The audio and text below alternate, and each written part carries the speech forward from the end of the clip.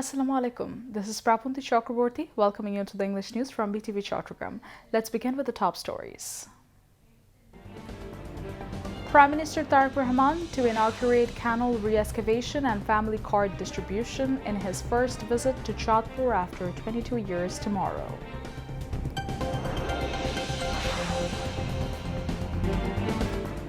Three-tier checkpoints to prevent ticketless travel and black marketing during Eid journey by train.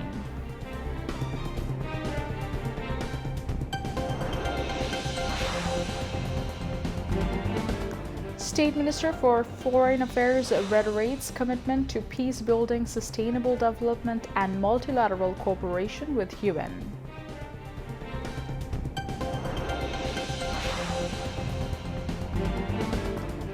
Prime Minister Tariq Rahman's goal to improve fate of marginalized people, says State Minister for Land and Chittagong Hill Tracts.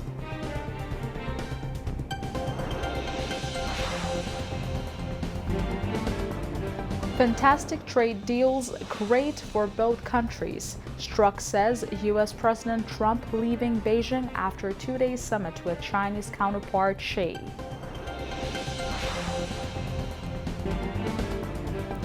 And France announces final 26-member squad for World Cup football.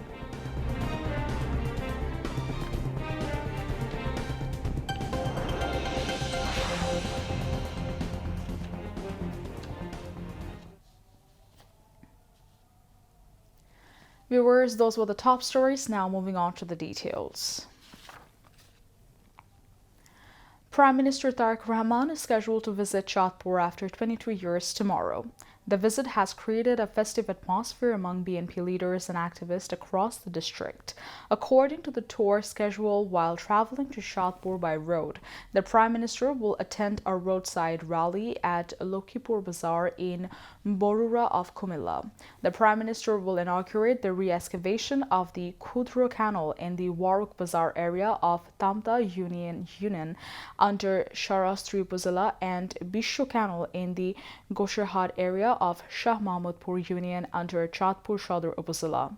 In addition, Prime Minister Tariq Rahman will participate in a family card distribution program at Chatpur Government College Ground and attend an organizational meeting of the Distributional District BNP at Chatpur Club. Ahead of Eid al-Adha, a three-tier checkpoint system will be introduced this year to prevent ticketless travel and ticket black market. Railway authorities said that no one will be allowed to enter stations unless the ticket information matches the passenger's national ID card. Meanwhile, on the third day of advance Eid ticket sale, tickets for May 25th are being issued tomorrow and today. Advance ticket sales for Eid travel will continue till May 17th, while return tickets will be available from May 21st. Tickets for the Western region are being sold from 8 a.m., while for the Eastern region from 2 p.m. to reduce pressure on the system. Against 16,263 tickets allocated for the Western region, the server received more than 1,54 lakh hits by 9 a.m. This means that on average 947 attempts were made for each ticket. Meanwhile, Bangladesh Railway has completed all preparations ahead of the Eid journey.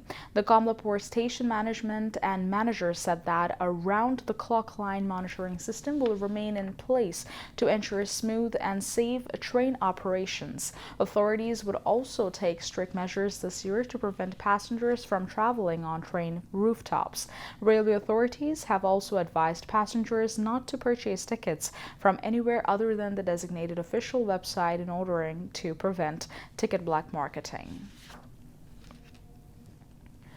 Bangladesh has reaffirmed its steadfast commitment to democratic government, sustainable development, UN peacekeeping, and multilateral cooperation while highlighting the priorities of the newly elected government during a meeting with senior United Nations officials. State Minister for Foreign Affairs Shama Ubaid Islam made the commitment during a meeting with Khalid Kiari, Assistant Secretary General for the Middle East, Asia, and the Pacific at the United Nations headquarters in New York on Thursday.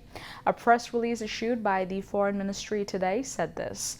During the meeting, the State Minister outlined the key priorities of Bangladesh's newly elected government, placing emphasis on restoring public trust, strengthening democratic institutions, enhancing transparency and accountability, improving public service delivery, and upholding human rights and the rule of law. She also highlighted the government's social protection initiatives, including the Family Card and Farmers Card programs aimed at addressing socioeconomic vulnerabilities among low-income and agricultural communities. Underscoring Bangladesh's position as one of the world's leading contributors to UN peacekeeping operations, Sharma stressed the importance of preserving peacekeeping mandates despite ongoing financial constraints within the United Nations and called for greater participation of women and youth in post-conflict peace-building efforts. On the Rohingya issue, she reiterated that the safe, voluntary, and sustainable participation and repatriation of forcibly displaced Rohingya people to Myanmar remains the only viable long-term solution, urging the continued international engagement and support. Curie appreciated Bangladesh's long-standing contribution to UN peacekeeping missions and commended its role in advancing women's participation in peace and security initiatives. On the occasion of the 45th death anniversary of martyred President Ziaur Rahman, the Jatiyottabadi Jubodal distributed food items among the helpless and distressed people in Chattogram city. State Minister for Land and Chittagong Hill Tracts Affairs Barrister Mir Muhammad Helaluddin distributed these food items as the chief guest at the program organized at Bahardoli Hajj camp in the city today.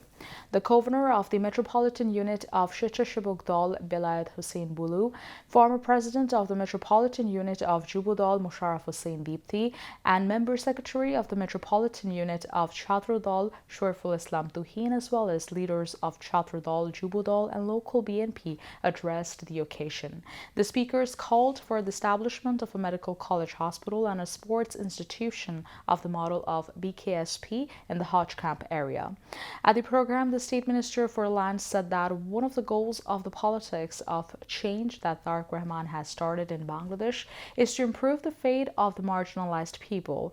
To that end, various programs including agricultural loan waiver of up to 10,000 taka for farmers, farmer cards, health cards, sports cards have been launched. Later, the State Minister inaugurated a month-long tree plantation and sapling distribution program on the occasion of the death anniversary of former President Ziaur Rahman at the Hajj camp premises. Earlier, State Minister for Land and Chittagong Hill Tracts Affairs Barrister Mir Muhammad Helaluddin attended a program organized by the Bangladesh Homeopathic Council at a hotel in the city.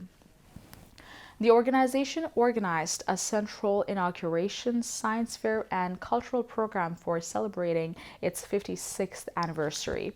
Bangladesh Homeopathic Council President Dr. Sheikh Farooq Ilahi presided over, while the President of the Council, Dr. Anjan Kumar Dash, President of the Jatiyobadi Homeopathic Chikishok Thal, Dr. Arifur Rahman Mullah, and other leaders addressed the inaugural session. At the event, the State Minister for Land emphasized on research, education, and training to develop homeopathy education as a more prosperous, advanced, and institutionalized profession. Leaders of Homeopathic Council from different regions of the country participated in the event. Now, international news.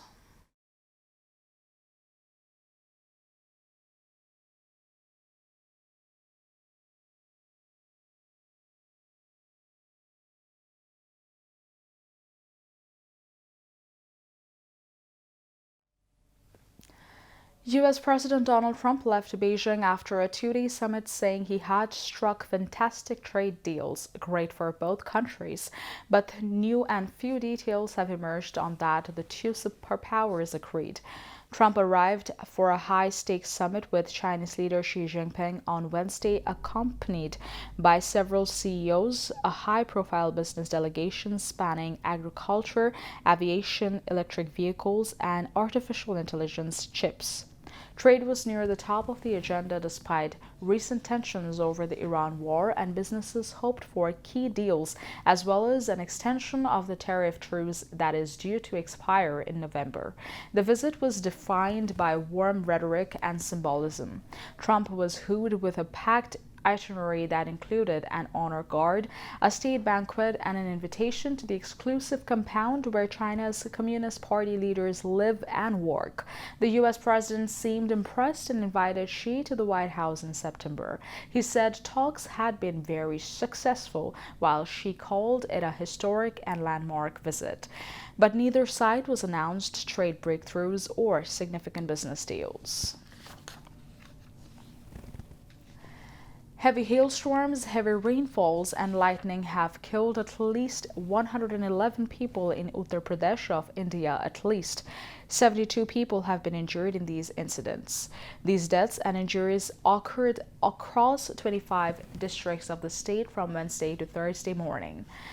The Office of the Relief Commissioner of Uttar Pradesh stated that the highest number of deaths occurred in Prayagraj, where 21 people died. Additionally, 19 people died in Mirzapur, 16 in St. Ravidas Nagar, and 11 in Fatehpur across various districts of the state. 170 livestock have died and 227 houses have been damaged.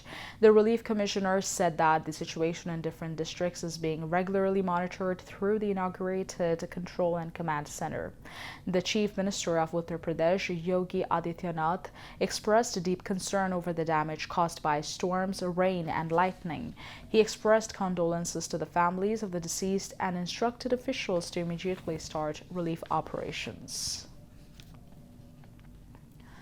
A civilian and at least 8 security personnel were killed in a deadly suicide attack on a security establishment in Pakistan's northwestern province of Khyber Pakhtunkhwa. Local police confirmed the death toll to the Anadolu agency today. The stake and the attack took place when a vehicle loaded with explosives tried to enter a scout camp in Bajwar district bordering Afghanistan on Thursday night.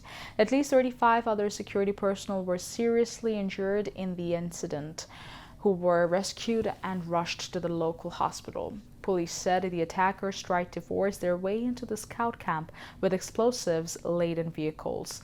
At that time, a powerful explosion severely damaged the main gate of the camp and the surrounding walls. The intensity of the attack was so high that 8 security personnel lost their lives on the spot, and a civilian nearby was also killed in the explosion.